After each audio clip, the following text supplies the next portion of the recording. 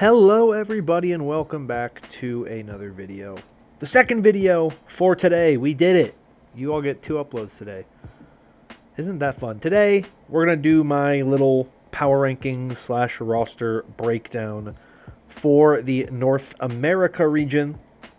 Earlier today I put out my EMEA video, so if you did not see that one, I'll link to it in the description, I'll link to it in the cards, and all that fun stuff at the end of this video as well. But today we're taking a look at my home region. We're taking a look at North America. I'm so excited. So let's start by showing you where I am ranking these teams. Kind of, like I said, loose power rankings. We don't know a lot about a lot of these teams yet. Even for me, I'm not super familiar with some of these players. So this is really just kind of basing it on what I know and what I've seen, and trying to combine those things, especially when you have partner teams who didn't play in any kind of qualifiers or anything like that. You're just kind of coming in with the name value that those teams have. It makes it a little bit more interesting. So there's some data to go off of, but sometimes it's not always there. So here is my ranking. You can see here for North America. At the top spot, I have Team Liquid, followed by Space Station Gaming, then Nightmare at 3, Timeless at 4, Avidity at 5, Rad at 6, Shikigami at 7, and Amplify at 8. So let's take a look at these rosters, starting from the top with Team Liquid.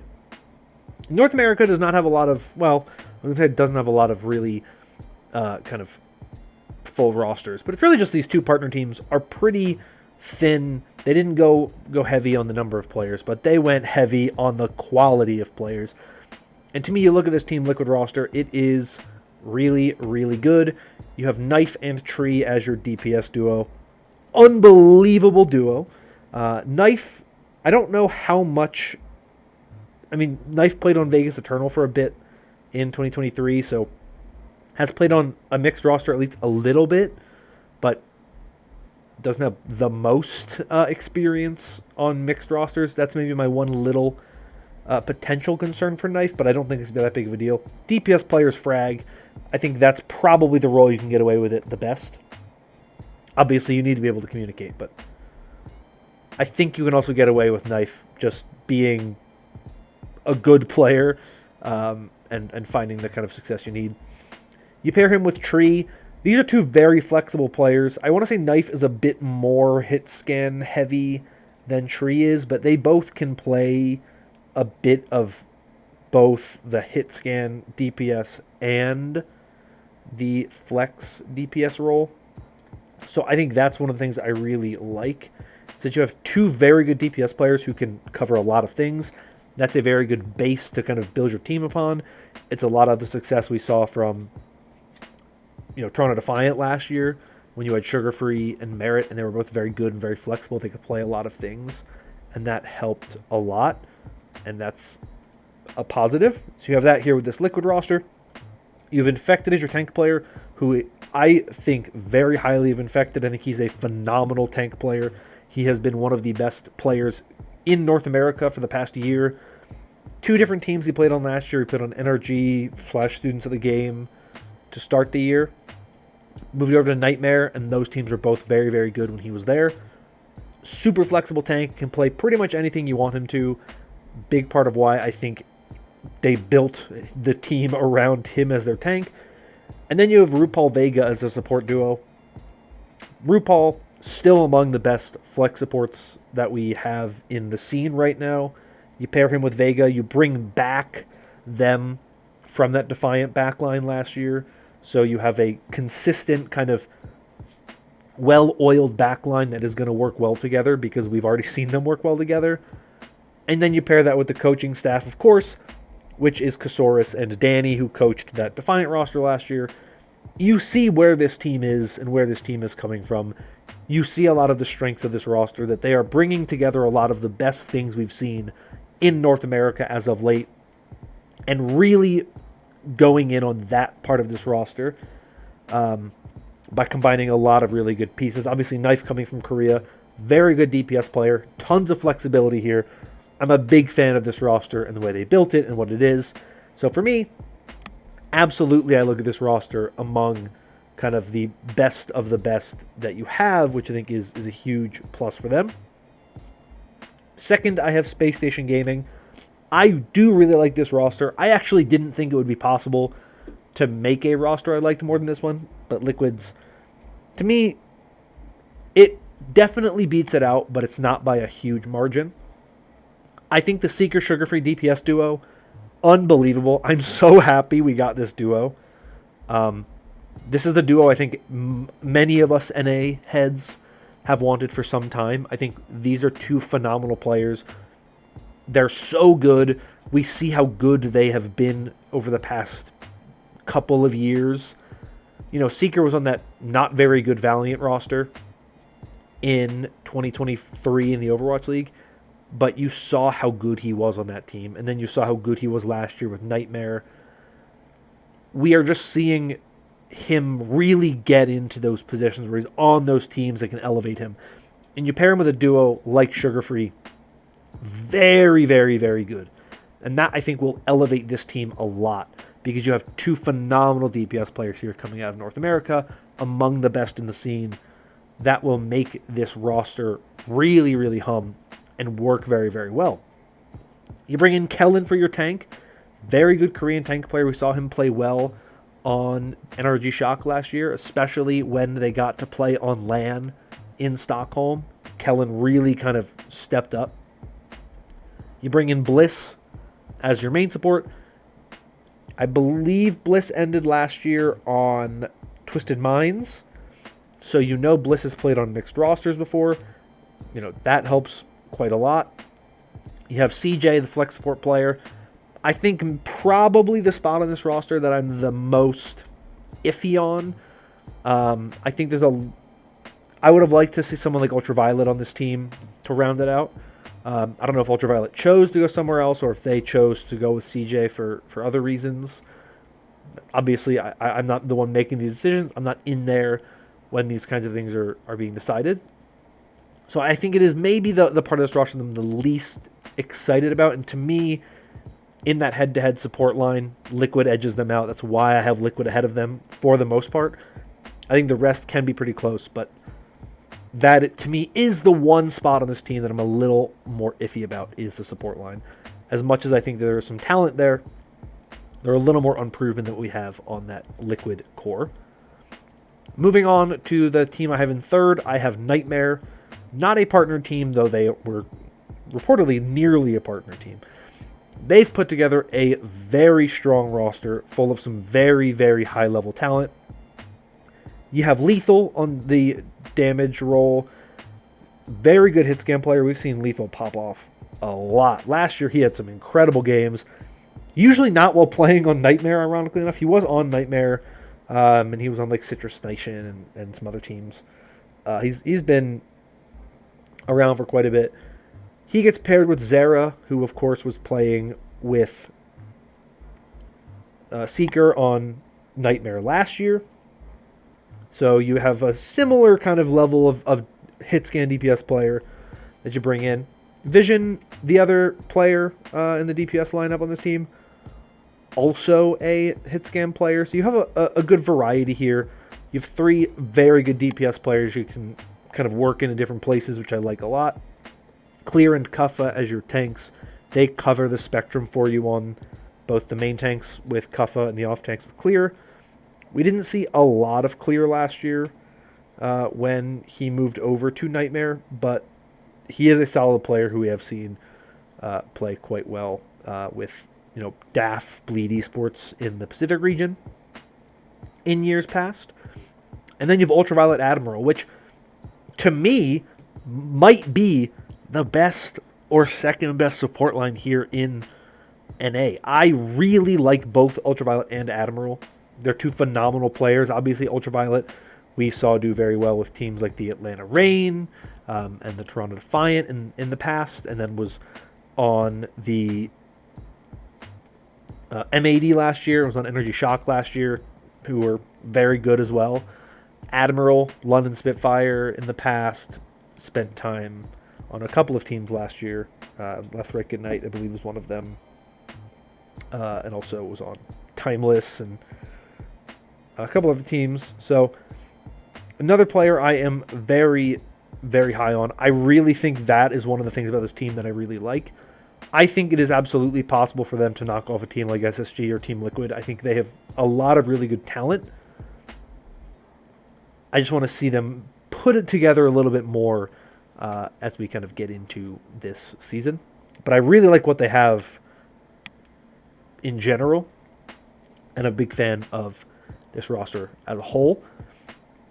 And I think the flexibility is one of the things that they have that a lot of other teams here don't have. Like Liquid and SSG have player flexibility. Like they have players who are flexible, which is good, but there is still limitations there. This team has a lot of players, and so they can make those changes, right? In a really good off-tank meta, they might be in a better position with Clear than Liquid and SSG are with Infected and Kellen, right? And so that is something to make note of that I think is really, really good for this Nightmare roster. And I think there is a world where they are among one of those really good teams, especially in hero bans where you need that flexibility. I think they look to be in a decent spot there. Next at 4, I have Timeless. This core roster, pretty much the same one that they ran it back with at the end of last year. And they came pretty close. You have Chopper and Rocket. I actually think Chopper had left and then came back. No.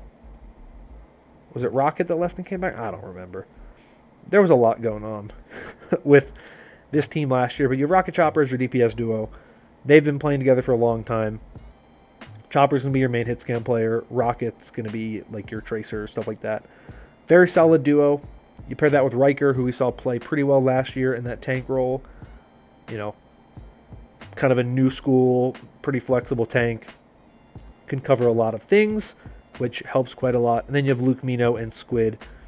2 support players we've seen play quite well together. Luke Mino going to be your primary flex support player. Squid your primary... Actually, I take that back. Luke Mino is your primary main support player on this roster. Squid your primary flex support. So this is an interesting one. I think that there are some pieces I would have liked to see them maybe do a little bit better on. It's kind of shocking. I'll say this. Like, this is not necessarily saying this is a player they should have signed. It is kind of impressive to me that Rack Attack is nowhere here in North America. Just did not end up on a team. I would have loved to see the Rack Attack Luke Mino core come back together. They just played so well together for so long in contenders, and so I would have liked to see Rack Attack make it on one of these rosters, but not there. Unrelated. I like this team a lot. This is a team that has some high-end talent. They've played quite well at times. Lack of flexibility is my biggest concern here. I think that they have some very good players. I don't think they have a lot of elite talent. I don't think they have a lot of players who are going to really take over games in the same way that we've seen players like Seeker and Sugar Free do, or Knife and Tree do, or Lethal do, right? Like, they, to me, feel like a roster that's very good. Rocket has done a lot of really great things on Tracer, I will say. If you can get Tracer into the meta and you have Rocket, you're going to be pretty good. He is just one of those really high-level players on that role, but the flexibility is my biggest concern. But talent is there. I just think that there are some questions about whether or not they can keep that, sustained over an entire stage. That's why I have them there. To me, there's kind of a drop then after 4.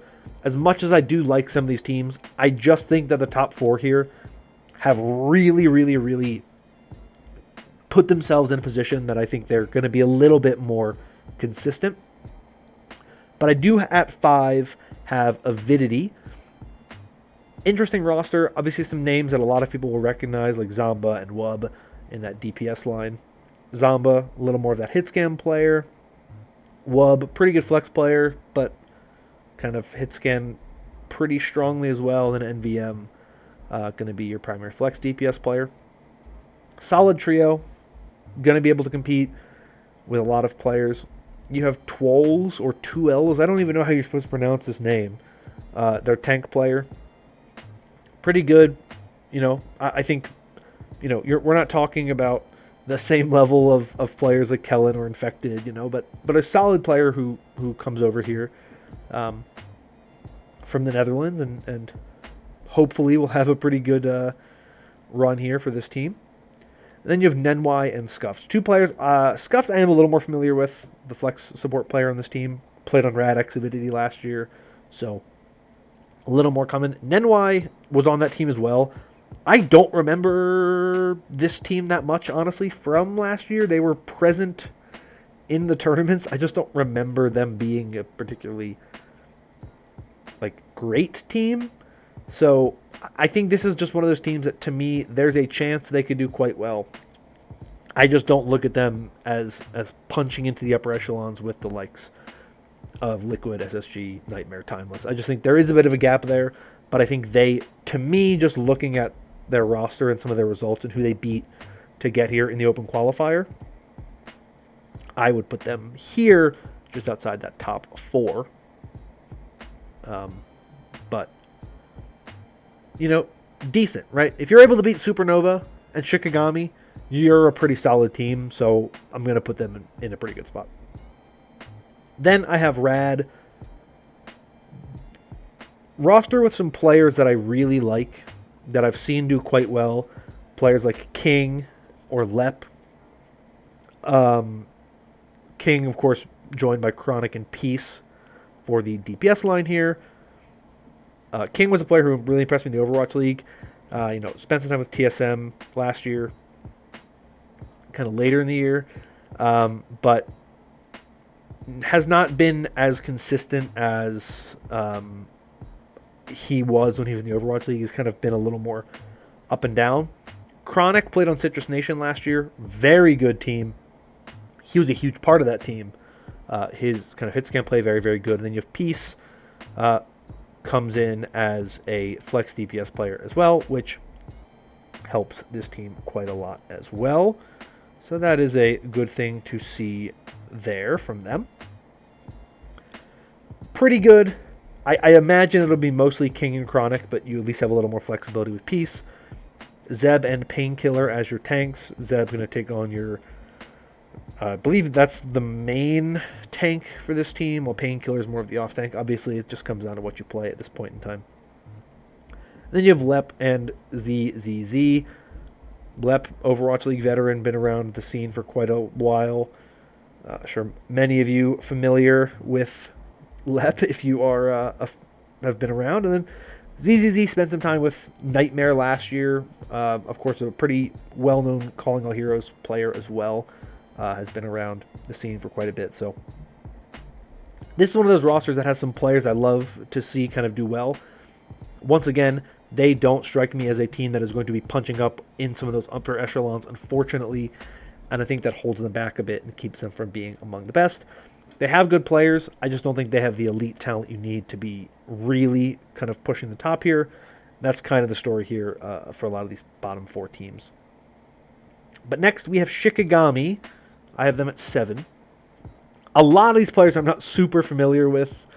You have Danny, which is not the coach Danny. This is a different Danny, who is going to be, I believe, primarily like a flex hit scan player.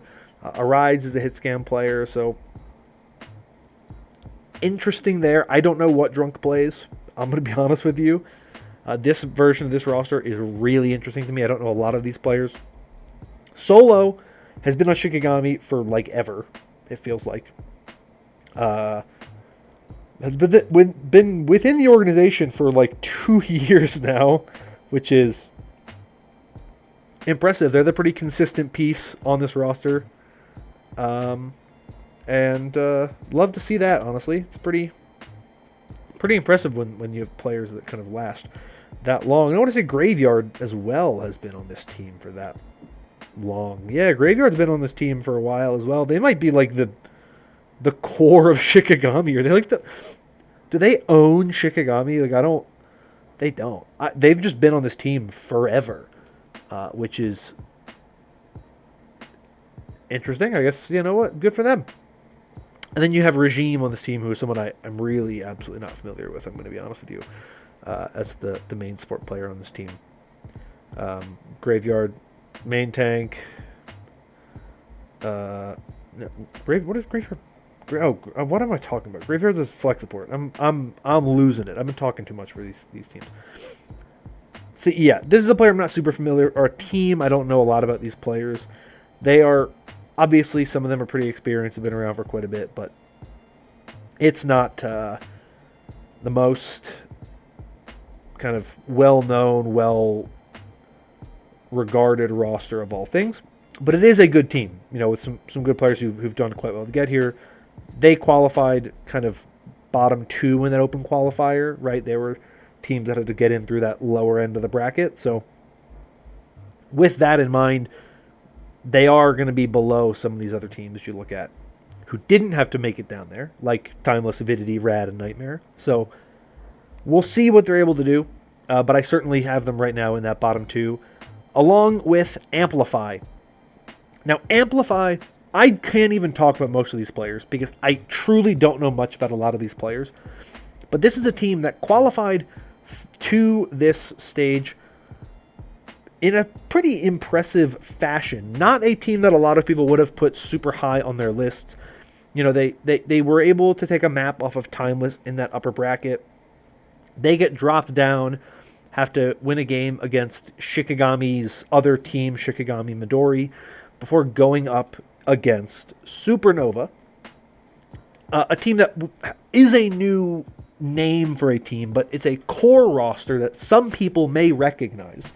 If you haven't looked at the team or you didn't hear about what happened, Supernova is a roster that is made up of the players who played in the previous year on the Fluffy Dreamland, Fluffy Aimers Dreamland roster. Players like Chime, Ryan, Astronex, Haven, Grapes, and Renko are players on that roster. They were a very good roster last year.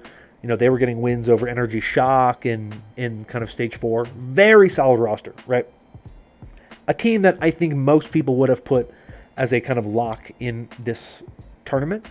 And Amplify beat them 3-2 to qualify here for this first stage.